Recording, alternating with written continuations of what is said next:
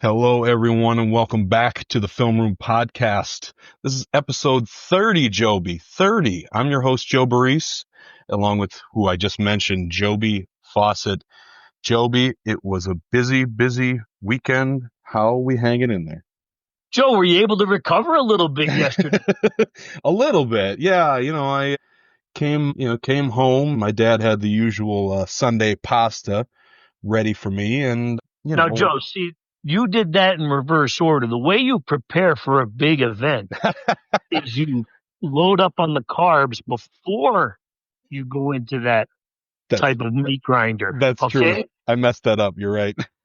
So for anyone who doesn't realize why I'm asking Joe if he's recovered is he disappeared for 4 days when he went to Hershey to cover the state wrestling. He wasn't there for the chocolate tour, even though that is exactly what he wanted to do. Absolutely.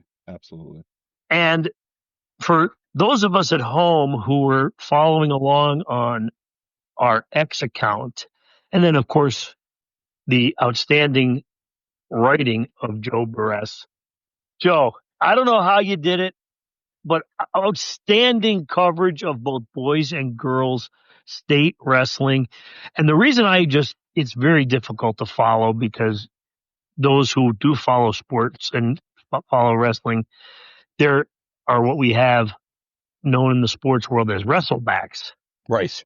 And our athletes, for those of us who cover other state events, we go to them and our kids, do their event and then they win a medal or they don't win a medal. In wrestling, you can lose the first day, but you're still wrestling back. Right.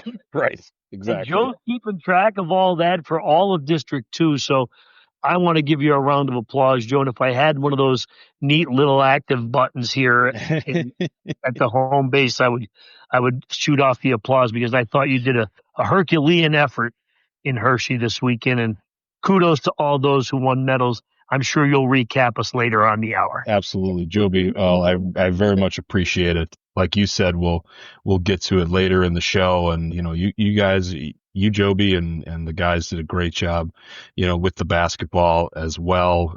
I kept seeing, for every video that I put up, I feel like you put up 3. So, well, I don't know about that, Joe. But I will say this: I did get a warning yesterday on my phone that I'm quite close to exceeding my capacity of memory. I believe that. I had to delete some things myself. Yeah.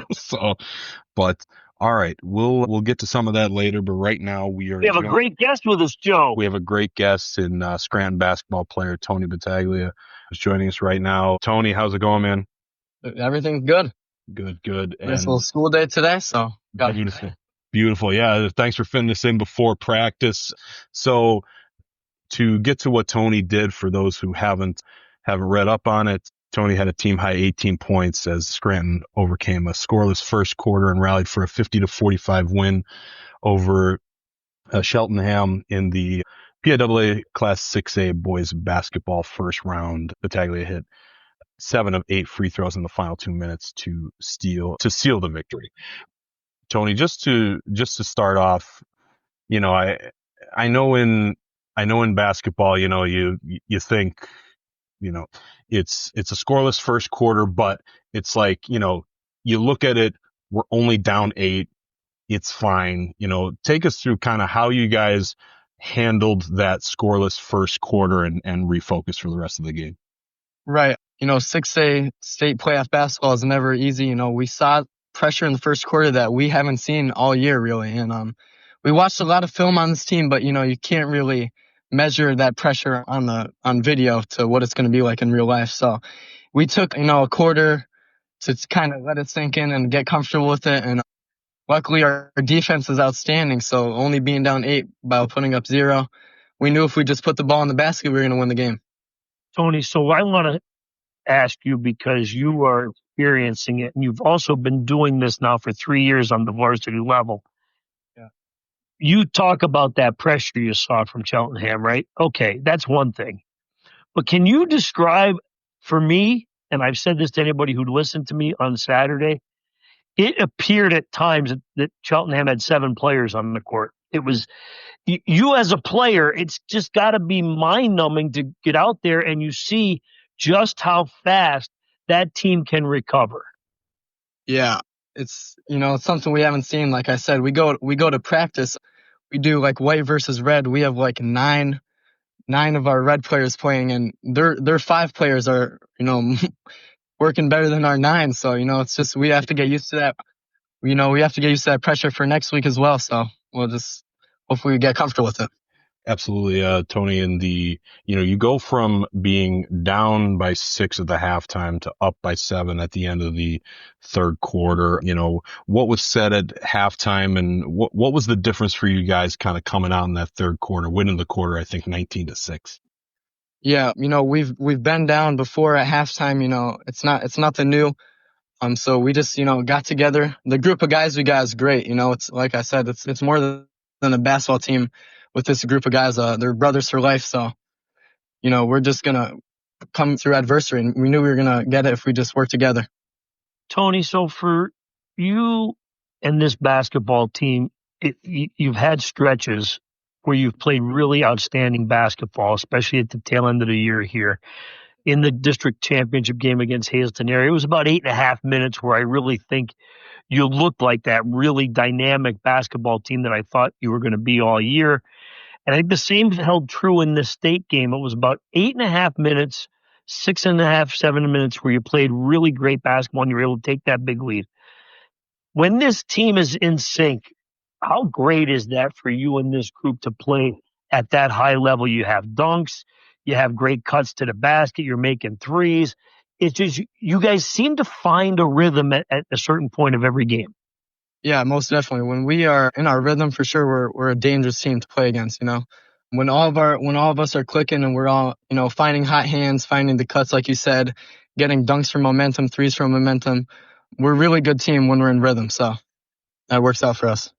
Yeah, Tony, the end of that game, you hit 7 of 8 free throws. I feel like a lot of the time, I don't know, I'm not in the practices or anything, but there's a lot of missed free throws at every level, it seems like. I mean, the other day I think it was Saturday night, and I was watching Lakers Celtics, and LeBron could not make a free throw, and he's like the greatest player of all time. And I was like yelling at the screen because I'm a Laker fan. Oh, we're going to talk about it, Joby. We're going to talk about it. Well, But LeBron's definitely the GOAT. Exactly, Tony. Yeah. You better be careful. Not even close. Exactly. So, how much time do you guys spend on free throws, and, what's it like being in that situation? How are you able to kind of knock down and put that game away in such a high stakes situation? Right. Well, I've been at Scranton Gym since I was about, 4 years old, 3 years old. So I've been on that hoop. I just kind of went back to when I was a little kid and just like no one's in the gym, just me and my dad shooting those foul shots. I live for that moment and just making sure the pressure doesn't get to me and knocking them down. All right, Tony. So listen, you say that, right? And it was almost like your dad made it that kind of atmosphere for you. He didn't put any rebounders on the block. No rebounders. And so does that make you more relaxed? I mean, I thought at one point he needed to put somebody there just in case. I mean, obviously you get 2 shots, but it wouldn't, maybe make you feel a little more relaxed, more comfortable. Maybe he's got some confidence in me. That's what we need. That's right. That's right. Yeah. Absolutely. Are you able to just block that out without any of your teammates on the block there? Block it right out. None of that. I love it.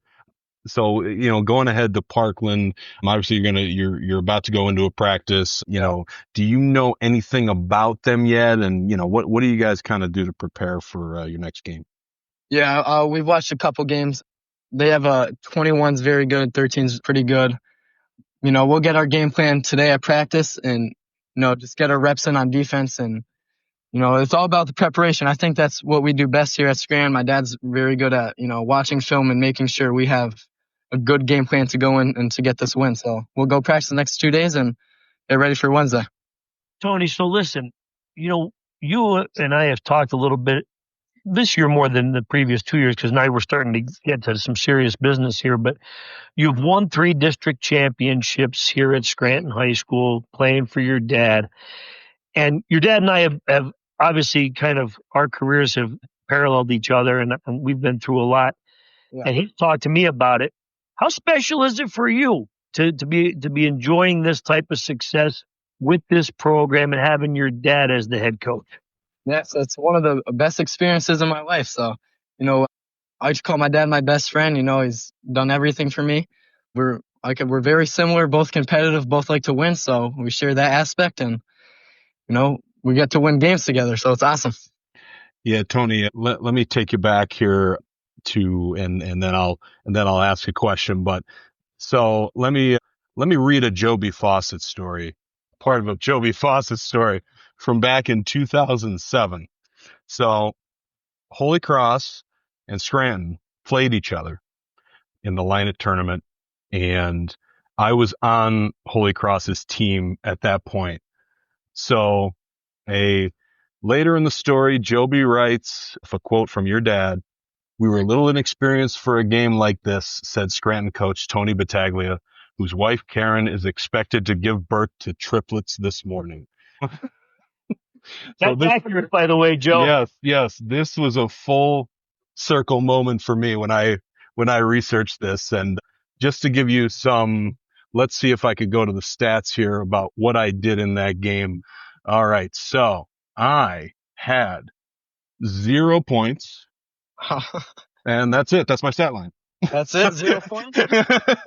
at least I was 100% because I didn't take any shots either. So there you go. That's it. So there's that. But to piggyback off of what Joby was saying, what was it like kind of growing up and becoming attached to the game in such a sports heavy family?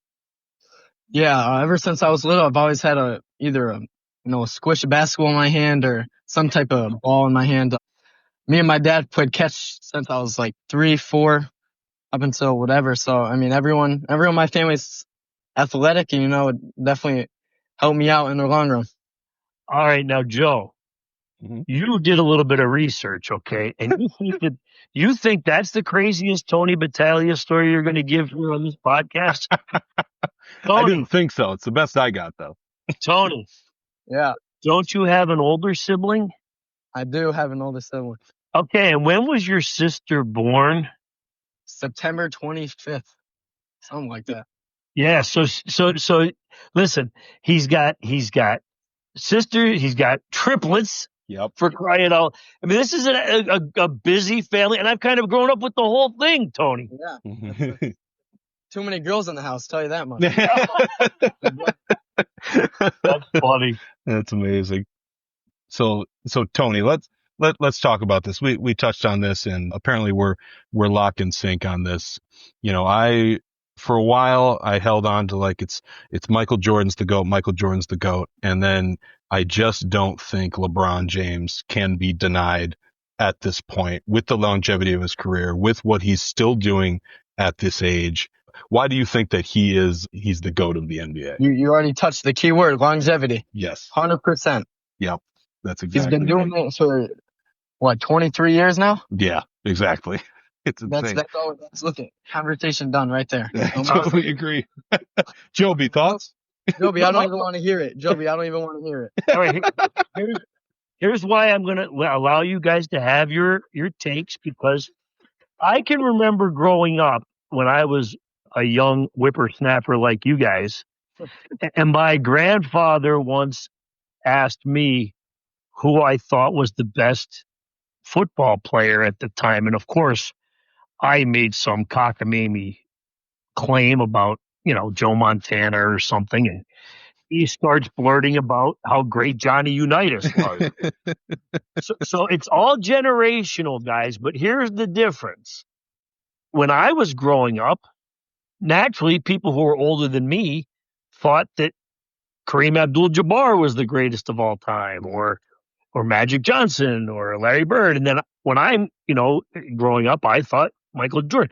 So can I just have that thought? Why do you, Joe Baress, have to try to convince me otherwise? Listen, Joby, you could have that thought. You're wrong, but well, again, I've lived my whole life wrong, Joe. That's amazing. But the one thing I'm right about is this, Joe. Yeah, tell me. One thing I'm definitely right about is, and Tony will agree, This has been one heck of a run for Scranton boys basketball. And I know you and Dad are best friends, but wow, 5 straight District 2 championships at the 6A level, Tony. I mean, just being a part of that, what's it been like for you? It's amazing. You know, it's memories for the rest of my life. Me and my dad will definitely cherish this forever. When you're in that gym, Tony, and you look up at those banners, think about that. You're going to be part of 5 straight district championship teams. One of a kind. Absolutely. Last thing for me, Tony, I find now I'm all over the place with my sports teams too. I'm a Laker fan. I'm a Cardinals fan. I'm a Packer fan. You're a Cowboys fan, a Cavaliers fan, and a Phillies fan. How did you become a fan of all that's a wider range of, teams. How do you become a fan of all those? My dad, he always liked Dallas Cowboys, and, I like those cheerleaders over there too. So I'll help him out a little bit. The Cavaliers with the GOAT, LeBron, you know what I'm saying? That's right. But I just had to stay loyal to them once he left. So that's that story. That makes sense. It's nice that you stayed loyal to them, Tony. Yeah. They're having a good year this year. So they sure are, Joe. As long as the NBA isn't rigged for your Lakers, I think the Cavaliers are going to be a handful. But I think they're going to bring it home this year. Yeah, there you go. There you go. So, Tony, listen, I've enjoyed this. Has been great for me because, as you and I both know, listen, I've seen you when you were a little kid with the ball boy there with Scranton High, and I try to follow you guys the best I can. But I have to tell you this is full disclosure. Yeah. I was a nervous wreck at the scorer's table on Saturday. Scranton baseball coach Jamie Higgins and I are very dear friends. We're sitting at the scorer's table. I said, Jamie, I went 0 for 7, 0 for 8, 0 for 9. He said, boy, Joby, you're being negative today. I said, I'm just giving you the stats. I'm just giving you the numbers. And it was what play turned it around that you guys eventually figured it out and you felt you had a chance to win that game? I think my first 3. That's when I kind of felt more comfortable with it. That one of the top of the key was beautiful. Top of the key. Favorite spot right there. It was nice. That was huge. But it was a lot of fun. I'm glad you allowed me to fully enjoy my Saturday afternoon of basketball. I would have been crushed if you guys lost. First state playoff win for you, Tony. Great job. One, yeah. Congratulations on being the athlete of the week. Appreciate it. All right. Thanks, Tony, for joining us. We appreciate it. Thanks for having me. Absolutely. All right. So that. Listen, Joe, I'm telling you, it was a very strange situation for those kids at Scranton, really, because Joe, they're playing a home game. Okay, Cheltenham has a long road trip, and you're at the advantage, right? You're home gym, and I'm telling you, they shot like I was playing in the rec league. Yeah. Everything rattled out. And that was when they were able to get a shot off. I mean, I think Tony underscored how good Cheltenham was defensively. Oh, I believe it. They were so fast. Oh, folks. But anyway, Joe, it was a busy week and a great job by Scranton. I felt real good for Coach Battaglia and of course, for Tony. But they had other players chip in as well. Jaheim Roberts had a great game. Now, you want to talk about a kid of very few words, try to get a quote out of him after. But he's a wonderful player. Pedro Lugo supplied the big dunk that kind of really livened up the team a little bit. He often does that. And, look, Joe, it was a tremendous weekend for Lackawanna League basketball teams, that's for sure. Absolutely. And we're going to get to it. But I just want to emphasize again, like you said a few times, but this is 6A. Like this is like it doesn't get much more difficult than this. And, for them to come out and get a win against, obviously you're talking about a great team. Truly impressive for a team that also, had, as you know, Joby had to pull itself together at the end of the year after I think they were dealing with, illness and injuries. Joe, and, Yeah, there was a question at one point if Pedro Lugo was going to be able to play the rest of the year. Yeah. He was that sick. Yeah. And thankfully he came back and he came back healthy. And yeah, they had a couple of injuries as well. Guys were banged up. Anybody who's ever seen Tony Battaglia play, I mean, he's him and Jonathan Levine, they're on the ground. They're diving after loose balls. They really do play intense defense. But what I would say, Joe, too, emphasizing that Class 6A, and again, you can help offer this a little bit better because at Holy Cross, it was a 4 classification setup, so it was a little bit when you were there. But we in this area, we get so enamored because, and we're so proud of our teams in the smaller classifications that do so well. Okay, when we went to this 6 classification format, we had a little bit more success in the bigger school division with Abington Heights in the 5A. But I don't think we ever grasped in this area just how talented and determined you have to be as a basketball team to have success at that 6A level. Those are that's elite basketball. And that's not taking anything away from the Holy Cross runs or the Absolutely. Even Scranton Prep runs in 3A. That's not taking anything away from those runs. Those are terrific. 6A basketball, I mean, Joe, especially in District 1. Now, don't forget, Cheltenham's a District 1 team. I want to say 6 or 7 out of the last 8 state champions have come out of District 1 in Class 6A. And a couple of times, District 1 has been in the final against each other. Yeah. Basketball in that region is very intense and very, very, very talented. A lot of college players down there. So, to see Scranton be able to pull out a win, they're 3-3 now in state playoff games in the Class 6A format, and a real credit to that program there. But again, Joe, it was that's kind of like the exclamation point for what was an incredible weekend, boys and girls Lackawanna League basketball. Exactly, Joby, and it's as I had told you when we were texting yesterday, I was just like, I was so wrapped up in wrestling that I had no idea what was going on. How could you? Thankfully, at one point you tweeted out, put on your Facebook somewhere, Lackawanna League had a big first round. It's like, okay, good. I know we did well. Well, not only the Lackawanna League, I want to say we have 11 teams still remaining from the Lackawanna League, right? 6 boys teams and 5 girls teams. I think that's right. You know what? I'll take your word for it. And then we have Hazleton area girls, which are the number 1 ranked girls team in the state. Yeah, okay, they're good. I know And Crestwood, I believe, is still alive, right? Yes. So 13 teams in District 2. And Joe, we're not a huge district. No. Okay? Districts like District 7 or District 1 are going to have a big number of teams still playing this round, but 13 for District 2 is a pretty impressive number. Yeah, exactly. And you said it here, and I'm glad you said it. 6A is insanely difficult classification, and added. That's not to take away from everyone else, because my gosh, I mean, look at all these teams. I mean, we knew all year that these teams had the potential to, make runs, and, now it's, you see it in the first round, everyone's advancing, and, we're looking at, probably some deep runs here. Well, we hope so, Joe. Listen, I was gonna say, they got to play the games. Yeah, you know my rule. Exactly. Right? But you have to play the games, and as Tony Battaglia pointed out to me, any win in March, and you know this, Joe, you played Holy Cross. Right.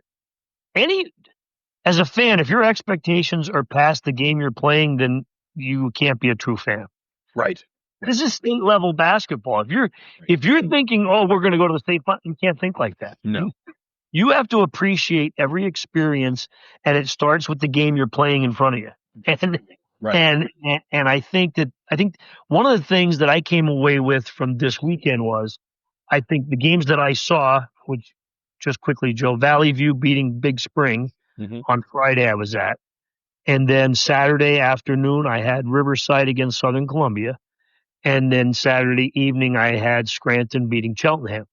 And the one thing I came away with from all 3 of those experiences was, I really think the Lackawanna League teams this year, whether they're senior oriented or not, and I think most of those 3 teams are, I think they attack these games with that sense of urgency that, yes, if we lose, our seasons and our careers are over. Right.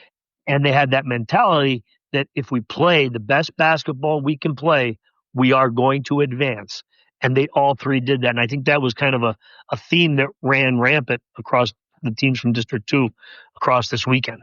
I mean, just listen to, what Tony was saying. I mean, we asked him a bunch of questions about the game and about, and he just what you would expect from, I mean, he's a junior, but, a veteran player, this is, we don't panic. It's, you get punched in the mouth in the first quarter, but keep playing good defense. Shots are going to start to fall. And, that's the mentality of, these guys all know, these guys and girls, they all know that they've been here before. They know their talent, and it's showing in the first round. Any win at states, it's a big deal. It shows how great the district has been all year.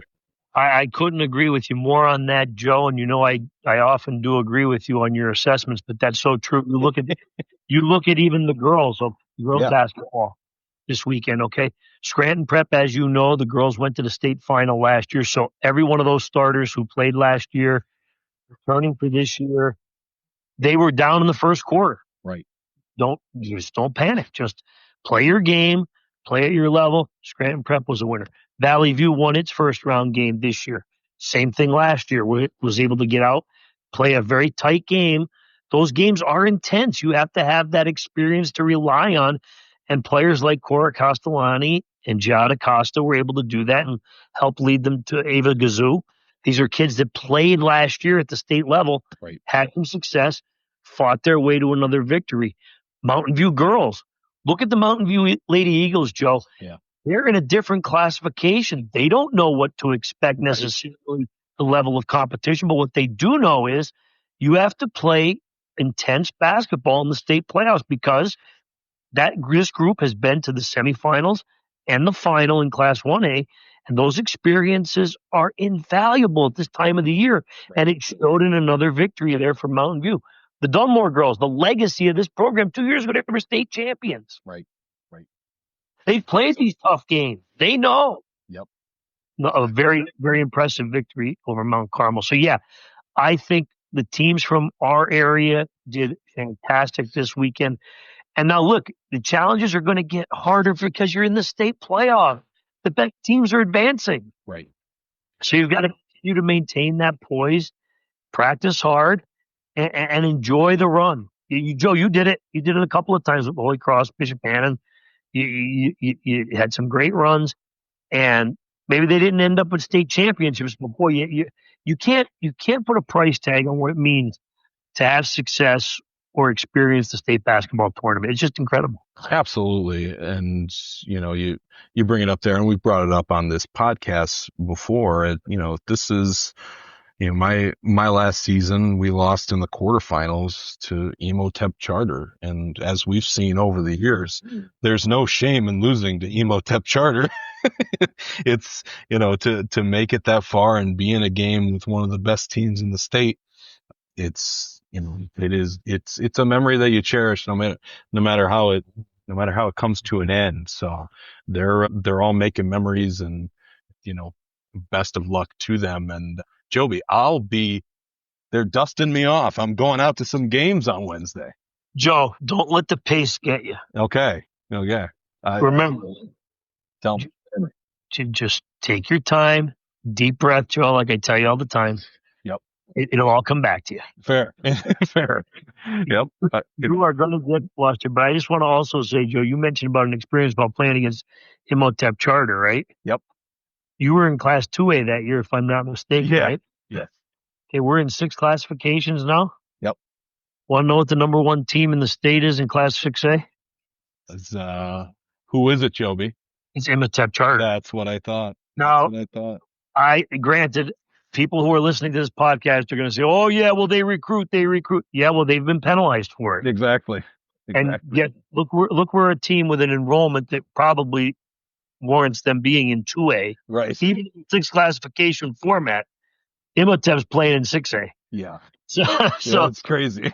and it's the number 1 team in the state, and I believe ranked somewhere in the country by Max Preps, but Yeah. of course those rankings are a little skewed. But nevertheless, yeah, there's some good basketball programs out there. So yeah, you played against Imhotep Charter. You can take that to you for the rest of your life and say, I played against one of the best basketball programs in the country. Exactly, Joey. Exactly. So I will actually get to see Tony Battaglia. Oh yeah, you're going to take in the Knights, huh? I am taking in the Knights, going to Stroudsburg for that doubleheader with the Scranton Prep girls and the Scranton boys. So I worked it out with our colleague Scotty Walsh last night, who said he'll go to Easton, and I said go for it. So yeah, we're all going to be on the road. I'll be Exactly. in Liberty. I'll be at Liberty on high school on Wednesday for the Tri-Borough doubleheader. Joby, the Cathedral of Wrestling there at Yes, Liberty. that's Liberty with all that history of wrestling there. They kind of, boy, what a nice venue it is too for basketball. It is. Yeah. And what two better programs to travel in kind with each other than Riverside and Old Forge, as Old Forge will start that doubleheader against Delco Christian, an extremely talented team out of the Philadelphia area. And then Riverside will play Overbrook, which is also out of the Philadelphia area. And I want to caution all of our listeners out there and fans of high school basketball, do not be necessarily deceived by the record of teams like Overbrook in the state playoffs. I know at first glance, the natural reaction is for everyone to say, what is a team with a record of 10-12 or 10-14 doing in the state playoffs? I urge you to use caution. Right. While I think Riverside is still going to have an edge in that basketball game, Overbrook has got some extremely talented basketball players.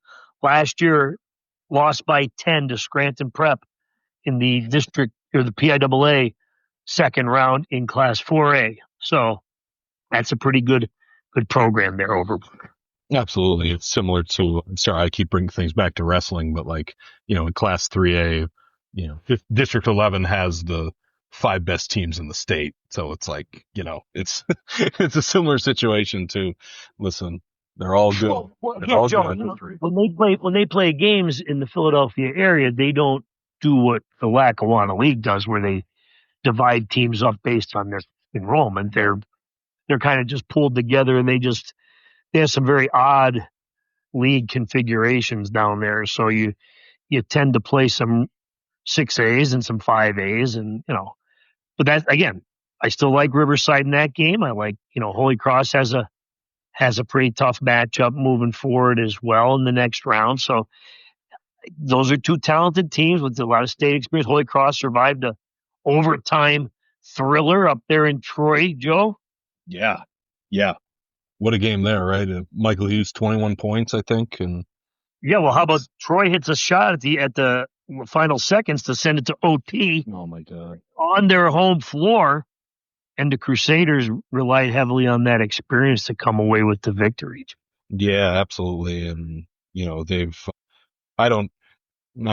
could tell me if I'm wrong, but this is, it's obviously a team that, because they lost to Riverside in the district title game, they've got the more difficult path to the through. But I don't know if I'm right there. But listen, you say more difficult. The idea is, as a team that is the number 2, right, coming out of your district, because the PIAA brackets are set, right. They kind of put second place teams facing district champions in that first round, right. And you look at what and have to go on the road, right. Don't forget. Exactly. So Holy Cross in Class 3A had to go on the road and face a district champion in Troy, right, with a 24-2 record. So despite the fact that people consider Holy Cross probably the second or third best team in the state, right, a team that went to the state final in 2A last year, you don't have any control over it. You're slotted into having to play a district champion. So that was a very challenging game. And then, now, have to play the District 12 second place team, Auden Reed Charter. Okay. right. And again, Joe, this is a team 11 and 12 and 14, whatever the record is. Mm-hmm. Joe, they get a 6'7" center. They've got a 6'5" forward. They have a 6'4" point guard. Yep. All three are college prospects. These are kids who can really play the game. So don't be deceived by the record. Understand that where you are in terms of Alden Reed Charter is the second place team out of District 12. District 12 is in the city of Philadelphia. Right. Exactly. West Catholic is the champion there with a 10-14 record. Right. Exactly. Okay, so just, but again, I like Holy Cross and its experience. I like Riverside and its talent. I really do. I think if both teams play well, should be into the quarterfinals. But Joe, they do have to play the game. Exactly. You know it, Joby, as we always say, as you always remind me. Exactly. Joby, anything else basketball wise that we? No, I think we've covered it, Joe. And I think, you have so much you want to get to, and with the wrestling that, I think good luck to all of our teams. This is the time of the year when you really want to kind of elevate your play, but you also want to maintain a high level of poise, because you are, as Tony Battaglia pointed out, you're going to see a much different level of intensity because those teams are fighting for their playoff lives too. And Joe, you've been in this atmosphere. The crowds are very, very loud in these kind of traditional state playoff arenas and gyms across the state, and certainly around the Lehigh Valley. And we're going to go to Hazleton area this week as well. And you're going to go down to Stroudsburg and see some big crowds down there. So for the kids, for the players, coaches, and fans, enjoy it.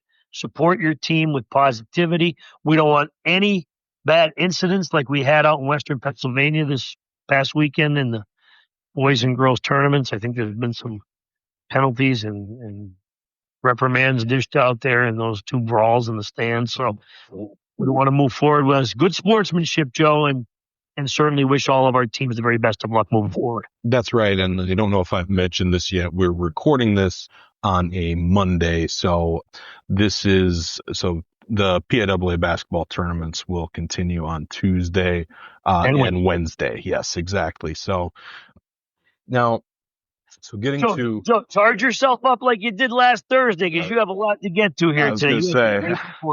And a wonderful commentary today in print and online about the performances of these athletes. Thank you. I mean, I was, this is, as I had mentioned in that commentary, this is weirdly, which is why I wrote the column. It's the first year where District 2 hasn't had a wrestler in the finals at states. But man, this just was such an amazing year. It starts at the top with, the two people that we talked about constantly on this show. This is, Michael Turry out of West Scranton takes home a bronze medal, his highest place ever. He has 2 state sevenths. So that's 3 state medals, Joby. And, he's going to go for a 4th next year, and like a 4-time state medalist again, as you say. Let's not get ahead of ourselves, but this is a kid who's 3 for 3 in state medals, and that is extremely impressive. And when you dive deeper into the people who he had a 42-3 record this year. So his losses came to, he lost 1 match at states to Dalton Perry. He finished 2nd in the state, and he's going to Penn State. That's not bad. Right. The premier, I know everyone knows this in the area, but the premier wrestling program in the country, and hasn't been particularly close. Joe, even I knew that. Exactly, Joey. Also has lost to Colin Guy. It's G-A-J is his last name. I'm not sure how to actually pronounce it. Sure. But he ended up being a state champion out of Quakertown. He's going to Virginia Tech. And he lost to Devin Margot of Bishop McCourt. Magro, not Margot. But he won a state title as well, and he's going to Rutgers. Yep. So just to put it into, and Michael Turry's going to Cornell. This is just such an impressive, it was such an impressive season. It's been such an impressive career. And just take a look at that season. Those are the 3 losses. They were the best of the best in the state, and this is the state for wrestling, as you know. Yes, and in that classification too, Joe, in that weight group, I mean, he's just tremendous. And look at for fans who may not understand, when you throw Cornell in there with the likes of Penn State and Rutgers, they may not understand that Cornell and Penn and Lehigh and these are premier wrestling programs, the Division I level. They churn out national champions on a regular basis. So, exactly. Yeah, listen, the kid had a tremendous year, Joe. Even from a guy like me who at times has a hard time following the wins and losses. There's so many invitationals on the weekends, but what an inspiration! What a great kid! Exactly, and to come back to lose his semifinal match to Dalton Perry, that's heartbreaking. It's heartbreaking, and you only have so much time to rebound. As you know, he comes back the next day and beats 2 more, obviously top kids in the state, Marco Frinzi and McCaden Speece, and he absolutely controls those matches. You don't see the dominance in the scores. Beats Frinzi 4-0, beats Speece 7-0, but he was in complete control in those matches, just dominating on top. Getting that first takedown. It was super impressive. His Saturday coming back and climbing that podium to get to 3rd, and he's coming back for another year, Joby. So, I mean, I'm already super excited for next year. I mean, I'll take a couple days to take a break, but I'm super excited. Unlike him, he's going to get right back at it. All these wrestlers are just going to get right back at it. There'll be no breaks here. And obviously the other person who we always bring up, and, speaking of phenomenal career, Brian Hurd out of Abington Heights, he finishes 5th, so he's a 2-time state 5th placer. Just absolutely phenomenal career. District 2 wins record, 176 victories in his career. He's going to, as you mentioned, one of these schools, the University of Pennsylvania. Just an absolutely extraordinary career for him. And again, I'm only focusing on the losses to just tell you, the caliber of the people. Bodie Marlowe going to Pitt. He was a state silver medalist. Hurd lost to him twice this season. He also lost to Colin Guy of Quakertown, who Michael Turry also lost to, as we mentioned, Virginia Tech, 1st in the state. And then you have Warrior Run's Tyler Ulrich in the beginning of the year, a state 7th placer. So these people, these 2 incredible wrestlers are only losing to the cream of the crop in the best state of wrestling in the country. It's truly impressive. I'm going to miss covering Brian Hurd. It was really a pleasure. Just a great kid, humble on and off the mat. It's the things that he did were truly magical. And, it's, as I mentioned here, he doesn't really think anything of it. He just really, really loves wrestling, and you could see it on the mat. So, congratulations to those 2, first and foremost. We had some, go ahead. I don't want to kill your train of thought. Go ahead. You had a lot of kids do quite well. I think you had a great photo collage on Facebook at one point. No, really. It's true. It's true. And that was a good job by you, but boys and girls. Yeah. Certainly I want to congratulate Brian Hurd and Michael Torrey. They've done great things this whole year, but you were extremely busy. Yeah. And, it is not that I want to make it about myself, but it is tough, following all these matches. A bunch of times there were like multiple matches going on at the same time. I'm trying to run around to multiple mats, and I do appreciate the kids, coming right after these tough battles on the mat.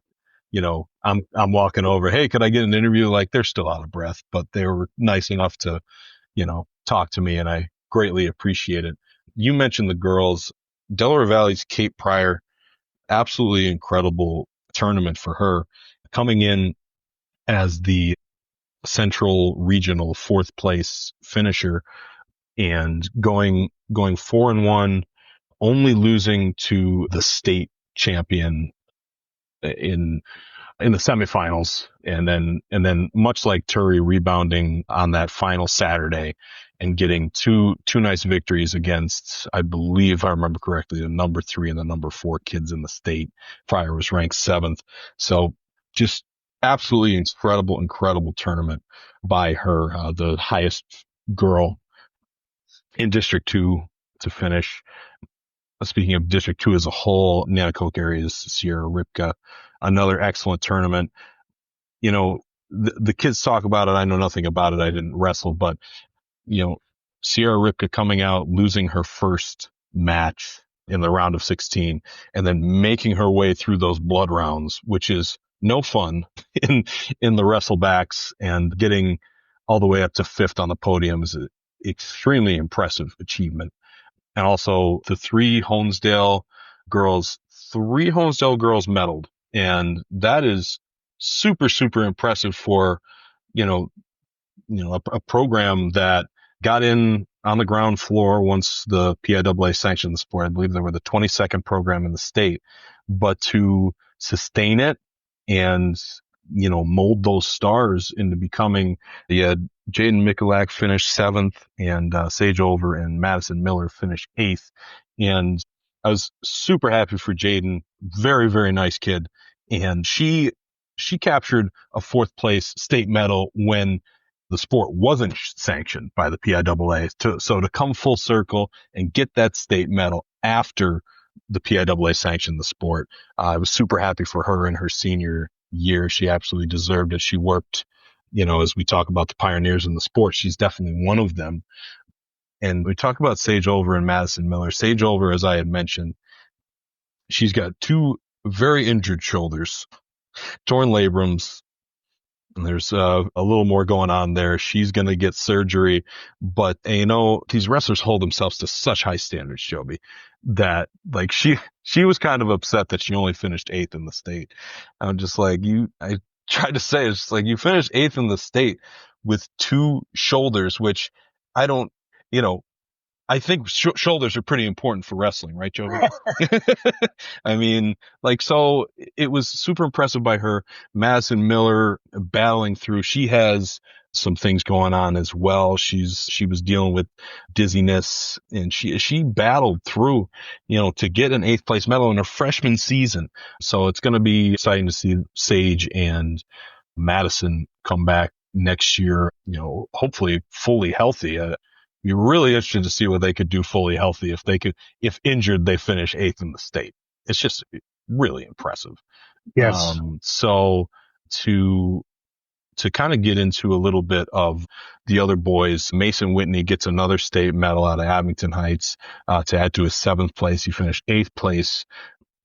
And really these, we talked about the veteran stars. We've got some great freshmen, Joby, and, great freshmen, great sophomores.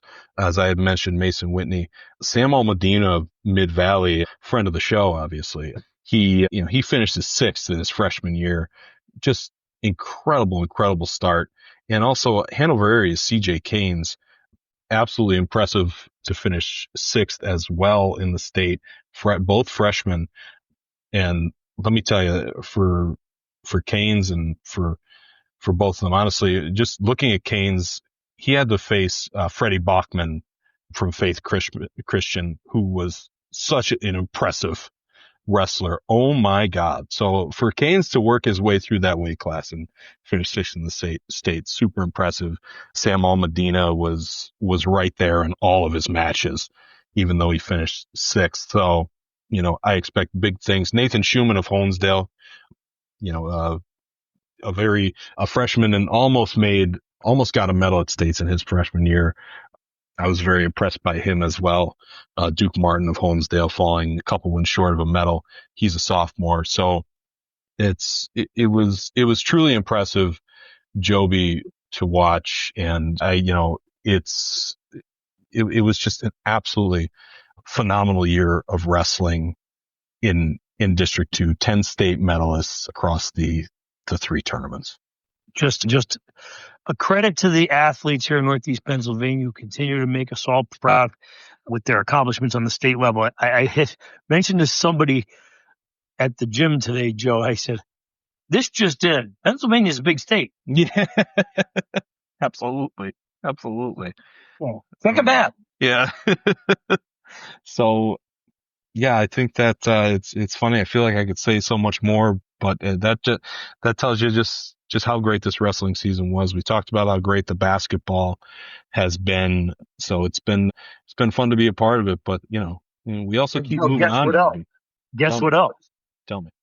We have the best swimmers Exactly going into action later this week, as well as the state swimming and diving championships begin on Wednesday. Again, you're taping this on Monday, so 4 full action-packed events at Bucknell University on Wednesday, Thursday, Friday, and Saturday. I do expect a couple of District 2 swimmers to come home with some state medals, so we'll see how that plays out. I'm really looking forward to monitoring and following the action while also trying to maintain some level of interest and dignity covering the basketball tournament. I mean, it is a juggling act. Oh my gosh. So, Joe, we have tennis on Thursday, Joe. And I was just about to say, tennis is going to be here on Thursday. And how about the weather gods helping out the Lackawanna League tennis gurus who put together a schedule where the opening match is March 13th. Normally we'd have 6 inches of snow in the forecast, but this year, because they've scheduled the thing to start on March 13th, we have 68 degrees on Thursday. How about that, Joby? How about that? It can only happen to me, Joe. Joby, it never stops. Well, you know what happens, Joe, for whatever reason, and I have to go back and look, we're in this first year of a 2-year cycle in the PIAA calendar. Yeah. And for whatever reason, and I think I know why, but I am not a person who's got the calendar memorized, but I think the spring sports entire calendar is up a week because I think Memorial Day weekend is not the final. You know how it sometimes falls on that 24, 25, 6 dates? Yep. And then we kind of get, pushed where certainly the track and tennis, that's that weekend. So that forces the instead of it being the 26, 27, 28 weekend. Is it making sense to you, Joe? That's making sense. Yes, absolutely. I cannot believe you just said I made sense. I cannot. Why would you agree with me on that? Because I have somebody's going to pull out a calendar. Joe does not have any idea what he's talking about. Joey, we're a team. We live and die together. I guess. So all I would have to do, Joe, is really pull up a calendar online somewhere and be able to verify my argument. But I would much rather do it the way that everybody else does now and just throw it out there as fact. Exactly, Joby. Exactly. That's perfect. Believe me, I said it. Yep. And then I'm just going to accept it. Yeah. As fact. Don't worry about it. I could just look it up. But Joe, I was right. There you go. See? Memorial Day weekend falls on 24, 25, 26, okay, which is not the final weekend in May, which it normally is, which is this final weekend in May is the 30th, 31st. So what ends up happening is the spring sports calendar for track and tennis and volleyball kind of gets pushed up a week.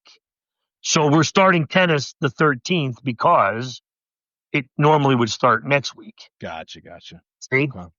Joe, you didn't think that I would look it up, but I did. No, I didn't. Listen, Joby, I just kind of roll with it. You end up being right.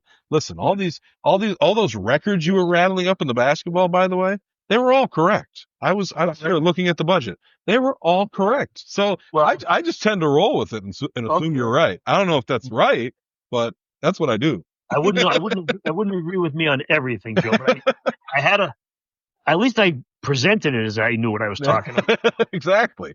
You just have to be confident in what you're saying. I guess. That's it.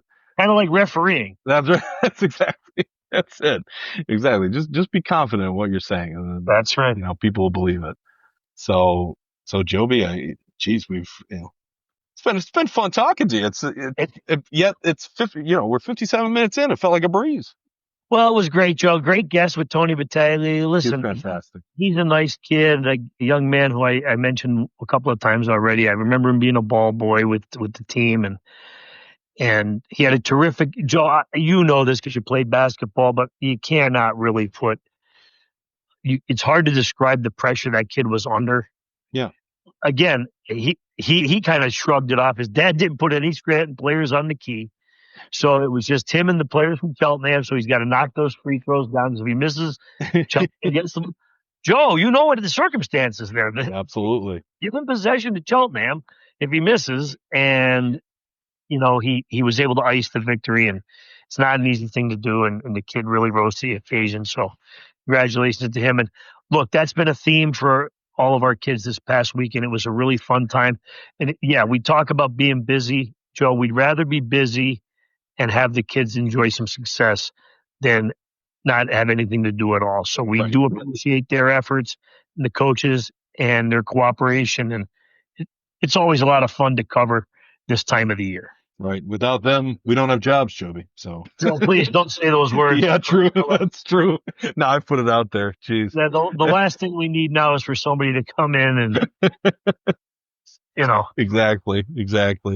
So Joby, thanks. I know you're super busy. I'm actually going to try to get to the Scranton basketball practice this afternoon, Joe, before they leave, but we'll see if I can make that trip. Yeah, exactly. Yeah. Good luck. I hear it's still 4:45, I believe. So you might. Yeah, well, Joe, listen, the teleporting system is always very difficult to get on. So we'll see how it works out. Exactly. Something out of Star Trek. You'll get it done, I'm sure. Okay. So, all right, Joby. Hey, thanks again. Thank you, my friends. Great to talk to you. Great weekend. Absolutely. Listen, Times-Tribune, times-tribune.com/sports. Joby's Facebook page, Joby Fawcett, the Times-Tribune, our Facebook page and Instagram page, Times-Tribune Sports on Facebook and Instagram. Keep following along.